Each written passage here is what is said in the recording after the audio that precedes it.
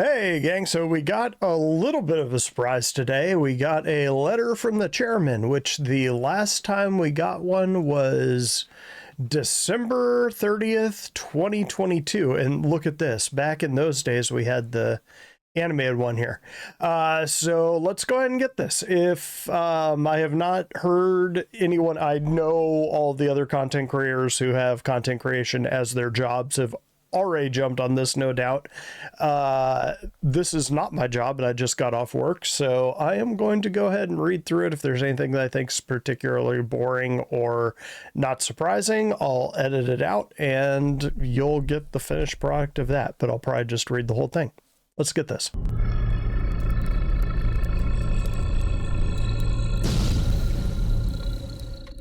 Letter from the chairman. What we do now echoes in eternity. Marcus Aurelius.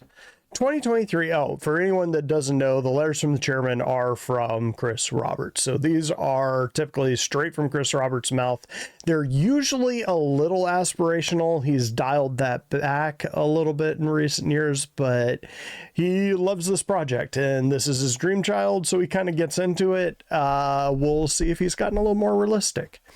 2023 marked the beginning of a transformative chapter for Cloud Imperium and both our games. With Alpha 3.18, our first release in 2023, the team delivered persistent entity streaming, PES, the foundational tech that is necessary for server meshing, SM. I don't know why that needs an acronym, but okay. As we mentioned in the last letter, PES is the hardest part of the work needed for SM and is one that required the most engineering. So overcoming the challenges with this release last year was mission critical. And yeah, that's true. Without server meshing and persistent entity streaming, there is no massively multiplayer game. And it's going to be 100 or 200 players. So getting those two pieces in, absolutely critical. The launch of Alpha 3.18 was far more challenging than we anticipated, and we discovered some issues with our back-end database that were only visible at the scale that we see on a live release as opposed to persistent test universe, PTU. Outside of this, we uncovered a lot of little issues that come from a truly persistent universe. While it is amazing to come across a wreck of a player combat a week ago, it is not so fun to try to land at a hangar where the last 3 ships crashed and left debris laying around. Very true.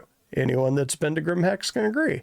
Blocking your landing pad, or when you go to leave and you think it's wide open and you explode immediately because there's like a minuscule little thing. Quick aside, I think CIG should make it that any piece of debris that is 50% or less the mass of your ship should get knocked out of the way, as opposed to being deadly space debris that destroys your ship, even though that's unrealistic, and even microplastics can cause catastrophic damage in space. That would be a way to make it more gamified and fun, just my opinion. We slowly worked through these issues and others, but it was a challenging time for both the development team and community. These obstacles not only tested our skills and determination, but also demonstrated our resilience as we overcame them, and also make it so that when you drop bottles and trash into the trash cans, it deletes them. Beyond PES, 2023 welcomed the long-awaited implementation of salvage, encompassing hull stripping, structural component, and repair, accompanied by relevant missions. Traders reap the benefits of an overhauled, no pun intended, and physicalized cargo system. That's debatable, while players across the board enjoyed many new missions spanning both PvE and PvP scenarios.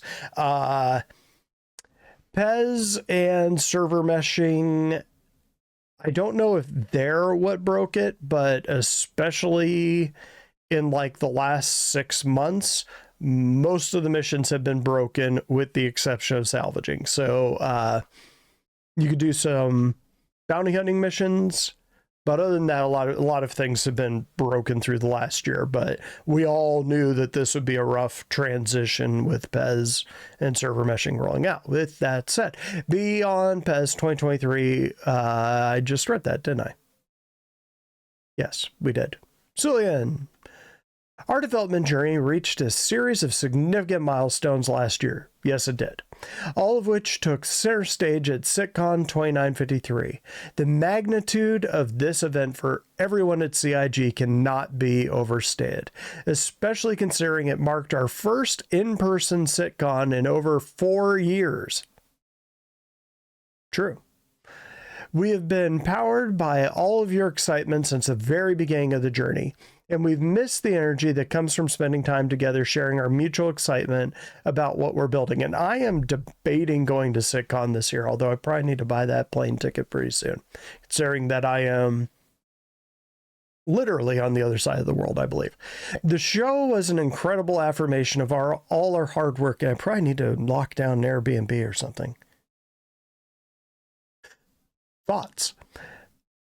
The show was an incredible affirmation of our hard work, both on Star Citizen and Squadron 42 in 2023, and kicked off our best Q4 ever in terms of player logons and engagements. Thanks to all of you, and a huge wave in Q4 2023 was our best year ever, with record highs in daily active players, monthly active players, unique logins, and hours played for the year. More than 1.1 million of you set foot in the persistent universe in 2023. The other major milestone in 2023 was welcoming the team at Turbulent fully into the CIG family. That's the Montreal team, for those of you who don't know that. Our partners since the end of 2012, Turbulent have been responsible for large parts of our online infrastructure, including this webpage, and have greatly contributed to our growth and success. True. This acquisition allows us to streamline our efforts and formally gives us a significant presence in Montreal, Canada, which is a hotbed of video game talent. I guess that's probably true. As part of this acquisition, we gained two key senior executives. I don't speak French, so I'm gonna butcher his name, but Benoit Bassajor? Maybe I just need to say it in an outrageous French accent. Benoit Bassajor. That sounds better. I was almost German at the end there, but the Chief Technical Officer of Turbulent, who now becomes the CTO of Cloud Imperium and the head of our core technology group. So I assume that is Chief Technology Officer, but core technology group, of course, as an acronym, CTG. You already know Benoit from his presentations on our server meshing plans at the last two SitCons, and like the ATVs and SLCs and everything going back the last 10 years. Yeah, we know who he is. The second key executive to join our ranks is Marc Boudet. I don't know. Wait until Noobifier does that, because he actually speaks French and is Canadian, so he probably knows how to say that. Baudet. Sure. Who is CEO of Turbulent and became our senior vice president. Ooh, I better learn his name. Studio operations, in charge of operations and welfare of 1,000+ people working on Star Citizen Squadron 42, spread between our 5 offices in Austin, Texas, Los Angeles, California. Oh. They needed semicolons there. I was thinking, wait a minute, those don't go together. So Austin, Texas, Los Angeles, California, Manchester, England. I don't know why I said that weird. Frankfurt, Germany, and now Montreal, Canada. As I look back on 2023, with a few months now to reflect and appreciate the hard work of the team around me, I can say that our experiences at SitCon 2953 and the excitement from our community, both at the show and in the game as they logged into Star Citizen in record numbers last year, left me feeling not only proud, but also deeply grateful and reinvigorated for the year ahead. Good, because CR has been taking a lot of crap over the last 10 years. And what a year is shaping up to be on Squadron 42, and that is on Squadron 42 that is taking the game from feature complete. There are some commas missing from this thing. Ensuring the game has necessary polish and feels worthy of being spiritual successor to Wing Commander and Privateer. I'd say it's feels more like a spiritual successor to Privateer. Well, I guess Squadron 42 is Wing Commander. Okay, yeah, that's fair. It's not like the guy made the game or anything. To this end, the team is hard at work, heads down, driving towards the finish line. I am incredibly excited about how this game is shaping up, and we will have more to share with you at this year's SitCon, which will be held in Manchester, England, which again, I want to try and make it to.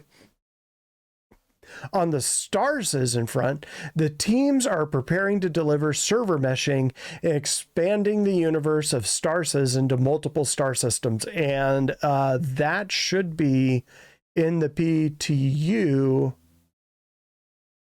pretty quickly here, according to the last bits we got from Evocati, which I can actually talk about. And this picture right here is going to be my thumbnail. One of the key milestones of human achievement in the lore of Star Citizen is First Jump Day, when legendary human astrophysicist and pilot Nick Croshaw discovered and navigated the first jump point on 10th of April 2271 and became the first human to visit a planetary system beyond Sol. Eventually, that system was named Croshaw in his honor. His journey was described as the jump that changed the course of humanity and led starfaring future we depict in Star Citizen and Squadron 42. You may wonder why I'm telling this story. Well, a little ahead of the historic date of April 10th, we had our own first Jump Day celebration on Star Citizen's Tech Preview channel this weekend. For the test of our progress on server meshing and the replication layer technology, we opened our first functioning jump gates and allowed players to test traveling between our two systems for the first time in history. Most people had to go through backwards, like it would spin your ship and send it through. I never got a successful trip through. It was kind of like hitting pause. There was too many people on the Stanton side and I was on the Pyro side, and so it wasn't letting people through, and then I had to go to work. For those of you interested, our Versus own Nick Croshaw honor goes to an Evocati member named Mr. Trash. I don't believe I was in his server. I think I was at work and then I logged on after work and did it. Who we believe was the first in the community to successfully jump. So congratulations to Mr. Trash if you happen to watch this tiny little channel. It is worth highlighting that we also achieved 350 concurrent players in a single shard. I was a part of that, e.g. replication layer with 2 connected servers, setting a new record for concurrent players in a single instance in Star Citizen. Brave new world, people. After many hard years of work towards a goal many thought was impossible, true, we are on the cusp of delivering one of the final pieces of technology that will enable a connected, shared universe that thousands of people can experience together at the same time. I invited Benoit, who oversaw this historic test as our new CTO, to share a few thoughts about this monumental milestone he helped bring to fruition. I'm going to do this in an outrageous French accent. I'm not going to. As the new Chief Technology Officer at Cloud Imperium, I'm thrilled to join the CIG family and lead our technology group. We're dedicated to pushing boundaries, and I'm honored to represent and care for this team of pioneers and trailblazers. One of my first initiatives as CTO is establishing the Technology Preview channel.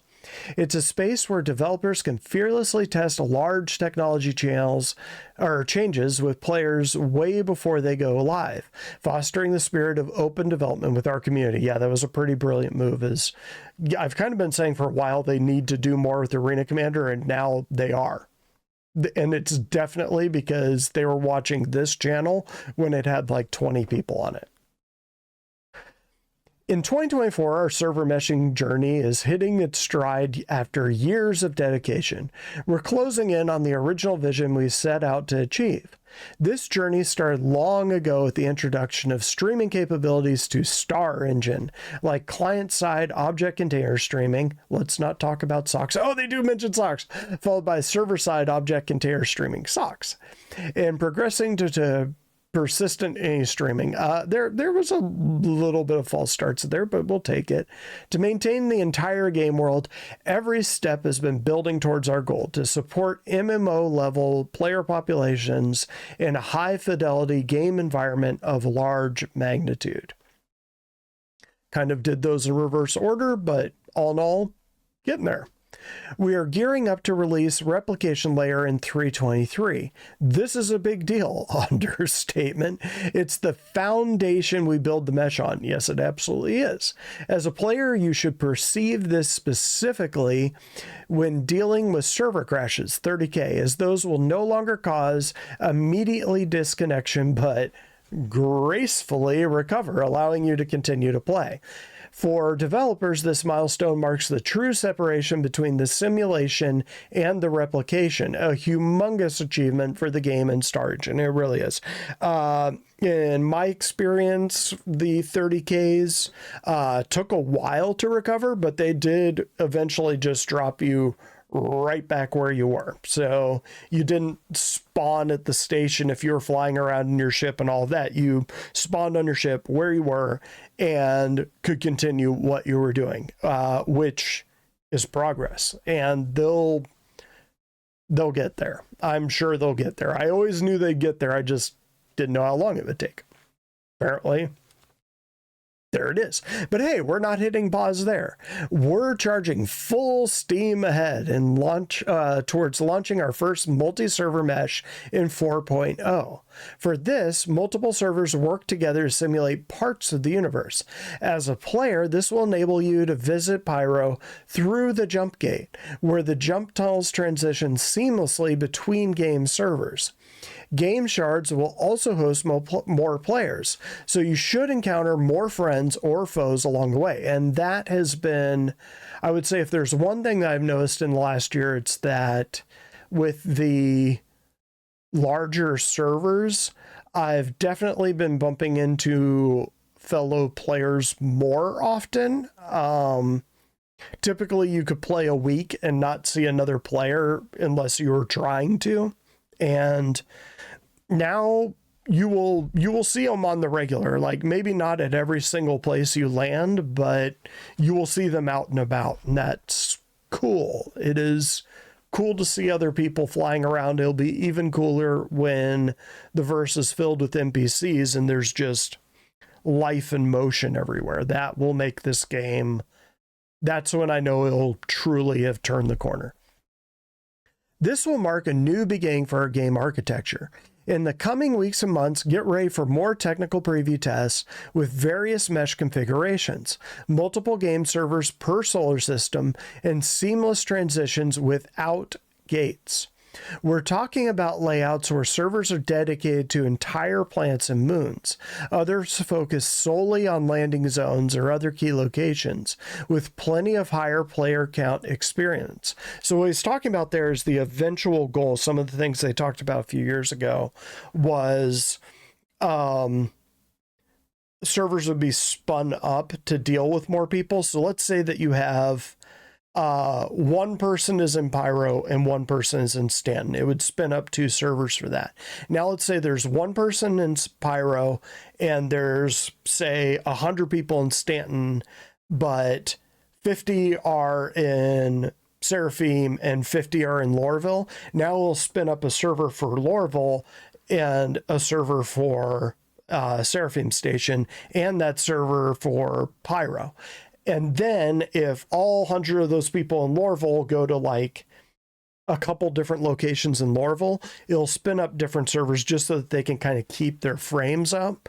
And it will only spin things up as they're needed to account for the larger number of players in that area while maintaining frames. The demo that I believe Benoit was the person that put it on at SitCon, where they're on 3 different servers, but they're seamless. So you can look across the server to the person that's on the other server. So for you, you're just in one continuous universe, basically this one room, but the servers are handling different things. That's going to be enormous for the performance and the abilities of this game. It'll enable those NPCs to start acting like they should, among many other things. I'm genuinely proud to be part of this team. You should be. While we face changes ahead, I'm filled with relentless optimism, knowing that amazing successes are waiting for us. Benoit, CTO. Benoit, you guys are super fast up there in Montreal. Make the Banu Merchantman. Thank you. Back to Chris. And now I'm going to do this in my Chris accent. Not going to do this in my Chris accent. As we set our sights on the year ahead, the team remains focused and committed to ushering the community to uncharted territories with the release of Pyro and Star Citizen Alpha 4.0. I cannot stress how much this is an inflection point, as it will allow many more people to play together, but also to seamlessly travel to different star systems, which is huge. All this points towards 2024 being our biggest and best year yet in the universe of Star System. I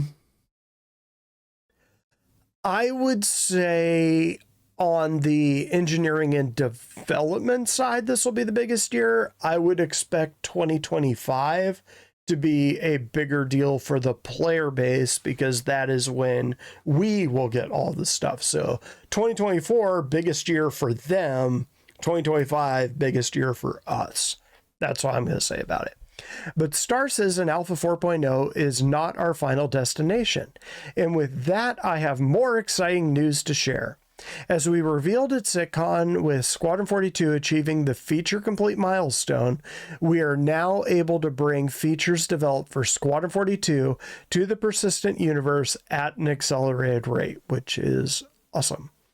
As part of this, towards the end of the year, we decided to reorganize Star Citizen Squadron 42 teams to be more integrated, to facilitate bringing several years worth of feature work and polish to Star Citizen, and finally set sail out for Star Citizen's own finish line, the Banu Merchantman. I added that,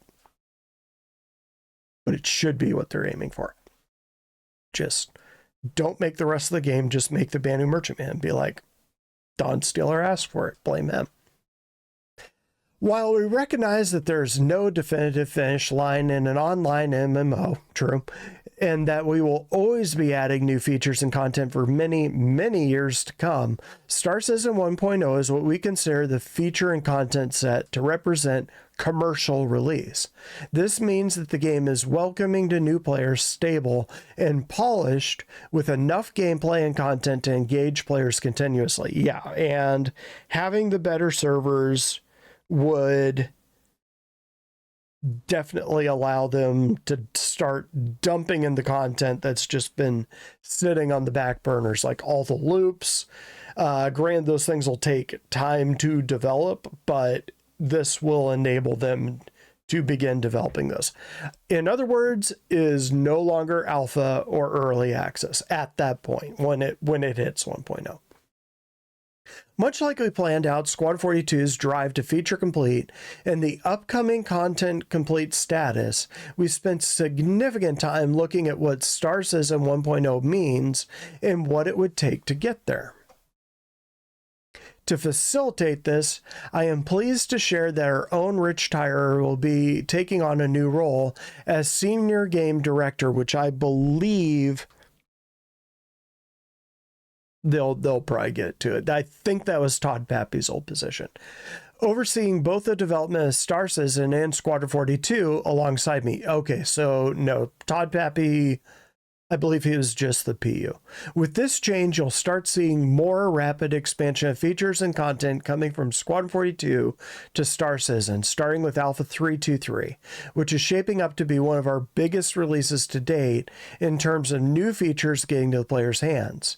When we announced at CitizenCon that we would start bringing across feature work that we had developed and refined in the push to feature complete for Squadron 42, we were not kidding. Yeah, so this is largely, 323 is largely going to be what I thought the December patch was going to be. It's going to be just tons of quality of life things like the new map, new mobiGlas, traversals, all that sort of stuff that I was expecting to be in December.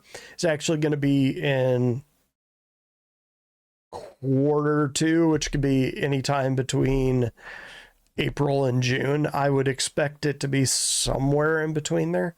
As game director on Squadron 42, Rich played a crucial role in helping steer Squadron 42 to its current feature complete status. Under his stewardship, Squadron 42 experienced a significant surge of progress, a momentum we fully anticipate will continue to carry us forward, carry us towards content complete, beta, and release. How much longer? Oh, okay, we're almost down there. So this is Richard Tyrer.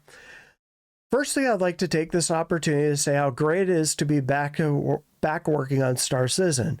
Some of you may already know me, but I was the core gameplay pillar director before I moved over to become the game director on Squadron 42 a few years back. With this new role, I will be coming on board to help push Star Citizen to the next stage of its development, ultimately culminating in leaving early access and releasing the 1.0 version of the game.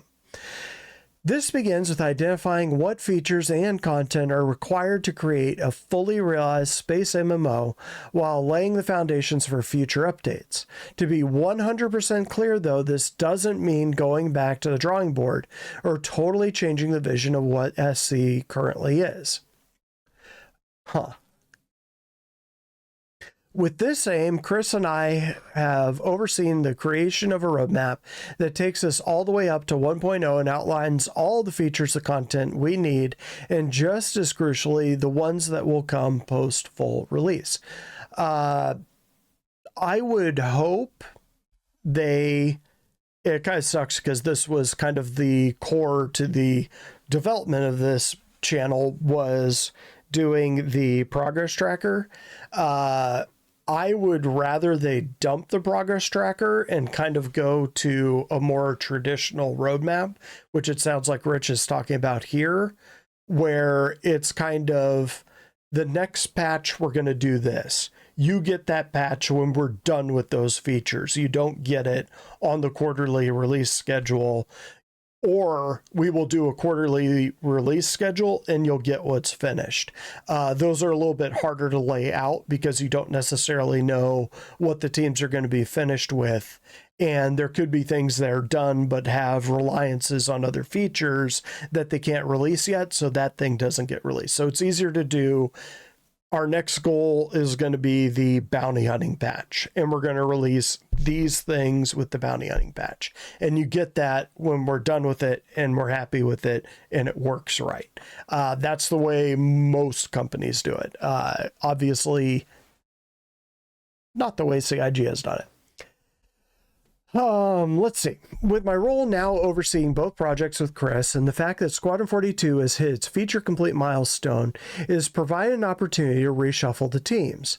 This should see a large contingent of gameplay teams now coming back to focus on SC and shipbuilding teams. We've also taken the opportunity to move away from heavily specialized teams like actor feature and vehicle feature to more generic gameplay teams that should allow us to be a lot more flexible and shoulder some of the heavier burdens those teams used to carry.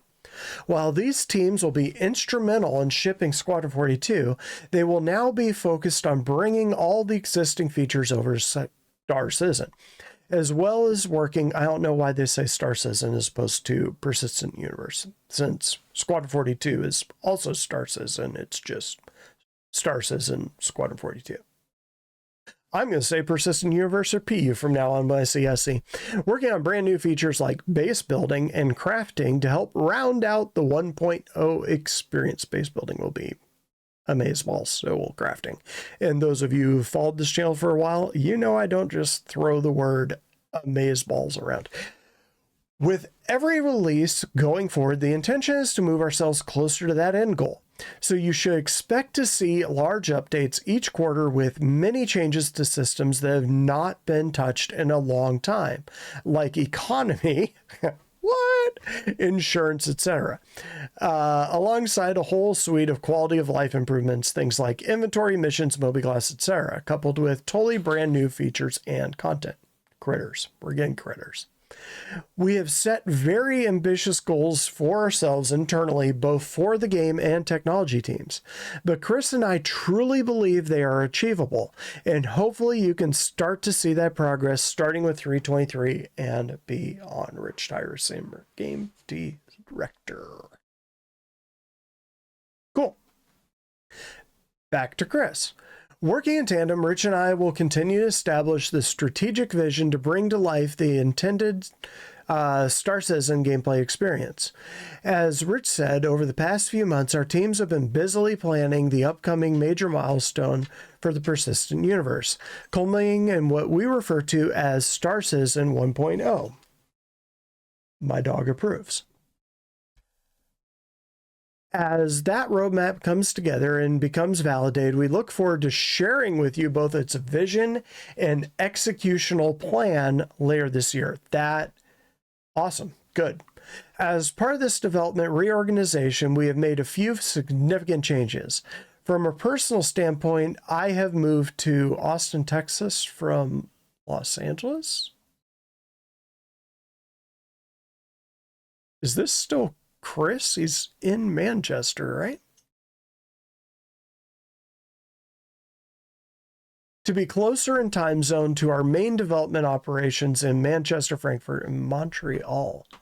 I am spending significant time at our largest studio in Manchester with almost 600 staff as I sit with Rich and the teams. So he lives in Austin, but the biggest studio's in Manchester. Weird choice, but Austin is a tech hub and it's warm, so probably easier on the fam, I would guess. Although I think Sandy is an Australian, but all the kids would have grown up in LA. Anyway, enough on that. As part of this, we made the difficult decision to ask the Los Angeles development team, which had increasingly been providing support for the main development teams based in Manchester, to relocate to join the other teams, primarily in Manchester, but also in Austin and Montreal. Interesting. Los Angeles, while shrinking, when I applied for a job at CIG, I applied for HR at Los Angeles. So, interesting.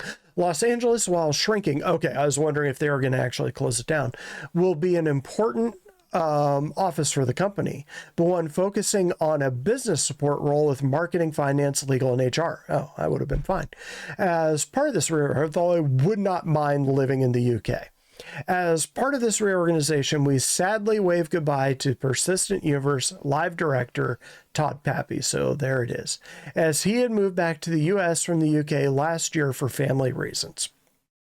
And after much soul searching, I determined that we cannot afford to have this role remote from the main team in Manchester for a good portion of the year. That actually makes sense. And I'm not good on Todd for putting his family first. But yeah, it is a sad moment as Todd worked diligently for the last 9 years on Star Citizen, making many important contributions and providing excellent leaderships of his teams. I wish him the best of luck and look forward to seeing what he does next. Yeah, Todd's never met the guy in person, but always came off as very sincere, very genuine, and a good leader. And as a former HR guy, learning to spot the good leaders and weed out the bad was an important thing. Todd's voice will be missed. He was always very genuine in those interviews and stuff. I will miss the sunny skies and beaches of Los Angeles, but Star Citizen Squadron 42 take precedence. Yeah, and once you start selling them, you can buy Los Angeles. The journey is longer and more difficult than I anticipated 11 and a half years ago, but the final destination is so much more exciting and fulfilling. Fair. Follow your dreams, Chris. I would never in my dreams have expected to have the opportunity. Well, okay, don't follow your dreams then. Just follow your ambition. To have the opportunity to build something on the scale and ambition of Star Citizen. There we go. And because of this, feel incredibly. Because of this, I feel incredibly blessed by all of your support, and I am determined to finish strong. In a marathon, they say the last mile is the hardest, but to quote the Roman Emperor Marcus Aurelius, what we do now echoes in eternity. That is a bit high-minded for making a video game, but I'll take it. That's ambitious. We'll take it. I mean, anytime I go and play any other space game, it makes me want to play Star Citizen. So that says a lot. So sure. Marcus Aurelius, Chris Roberts. I am looking forward to you getting your hands on Star Citizen Alpha 323 soon, where you will finally be able to experience many features we've been hard at work at on the last couple years. Which will then lead to Invictus launch week in May. Okay, so the last time I speculated that I thought that they would try to drop 323 with Invictus. So it looks, at least according to this, it sounds like that's what they're aiming for. Whether they hit it or not, who knows? But May isn't that far away. And hopefully they release it early in May, because at the end of May, beginning of June, I am going on vacation and I will be on a sailboat in the middle of the Caribbean.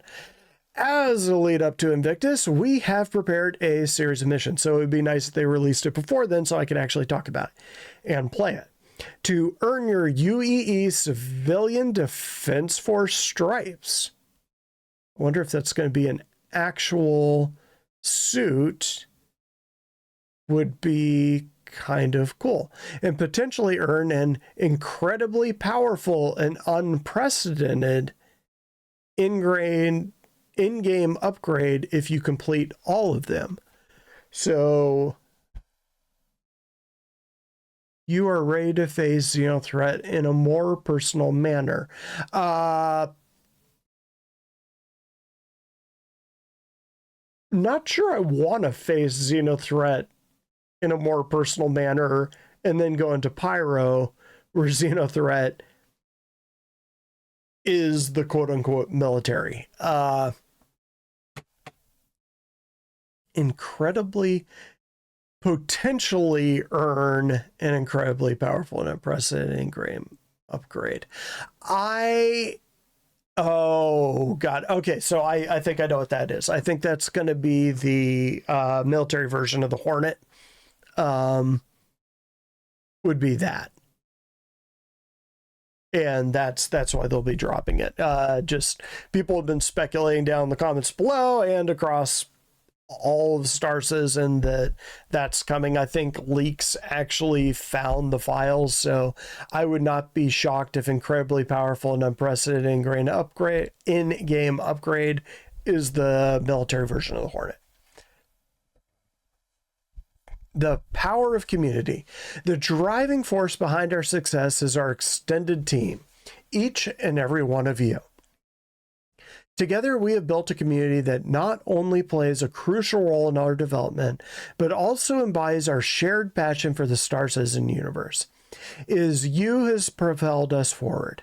Without your passion, your willingness to test, to be undeterred by bugs and crashes, well, to be vocal with your thoughts, and stamina for the long and windy road, there would be no Star Citizen or CIG. True, because there would be no money. You were there for the iconic helmet flip and the opening of the hangar doors for the first time in Alpha 0.8. Forgot about that. Together, we explored the vast expanse of the persistent universe for the first time in Alpha 2.0, and you were on board for the inaugural planetary landing in Alpha 3.0. And soon we'll be leaving the Stanton system as we venture into the lawless wasteland of the Pyro system in Alpha 4.0, thanks to server meshing. And Pyro is really, really gross in the best possible way. Like, when I have been logging in there, I go to Checkmate Station and it's disgusting. You feel like you're going to get herpes just from breathing the air. It's amazing. And beyond this, Star System 1.0 twinkles on the horizon. The future has never been so bright, and I couldn't be happier taking this journey with all of you. Yeah, you know something? Good on Chris Roberts. This has been his dream since he was the boy wonder programmer doing side scrollers to do something like this. So not everybody gets to see their dream fulfilled. So you know something? Good for Chris Roberts. That's all I got for this one, gang. Let me know what you think down below. If you want to discuss this further, it seems pretty straightforward to me. Yeah, that's all I got. Catch you next time.